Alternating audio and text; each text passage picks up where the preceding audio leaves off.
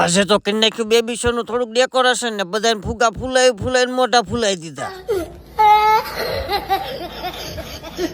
જય દ્વારકાધીશ ને જય શ્રી રામ. 130 દિવસ સાગાની સાથે આજે તો 700 વાળા કપડા ને 1000 વાળા બૂટ પહેરીને ડાગલો થઈ ગયો તૈયાર અને 50 લાખ ની ફોર્ચ્યુનર કાઢી. કારણ કે આજે તો લાડવા દબ્બા જવાનું છે ભાઈબંધ ના ઘરે.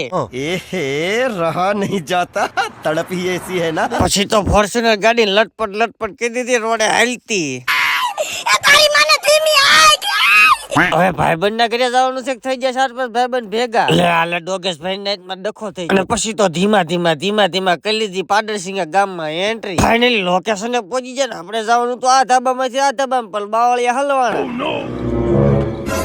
બાવળિયા હા ભોજી હલવાયા જાનું માની ગાન ગુણ સાગર જાય કપિલ તીવું લોક હો જાય. This is ખતરો કે ખેલાડી. ભરી લીધા એક ભાઈબંધ અરે રામ પેલા માવો દે પછી રામ.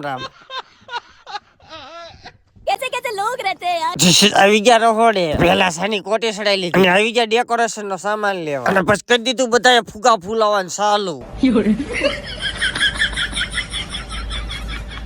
ફાઇનલી 2 કલાક ને 75 મિનિટમાં બધા ફુગા ફૂલાઈને થઈ જાય રેડી. અને ફાઇનલી આવું કઈક કરી નાખ્યું બેબી શો નું ડેકોરેશન. એમ હું તો ઇમ્પોર્ટેડ એન્જિનિયર સવદ. જશીશ ભાઈ બનારે સેલ્ફી. ભૂખના ભરાડી આવી ગયા જમવા. જશીશ લાડવા વાળા, પૂરી વાળા, શાક વાળા અને દાળ વાળા. જો ભાત વાળા તો રહી જ. અને બધા ભાઈબંધો હારે બે જા જમવા. જશીશ જમવાના સ્પોન્સર. જશીશ બટકા લવર. અને એટલા બટકા ખાતા કે બટકા નાખી સોકી ખાઈ. ખાધા પછી ગરમા ગરમ રગડા જેવી ચા. હવે કઈ નકરું ખાવા તાવા નથી, થોડુંક કામે કરાવવું જોઈએ ને. અને પછી તો ભલી તો ગો આખો વાસણનો નીકળી જાય, મેં રિક્ષા લઈને ઠલવા લટપટ.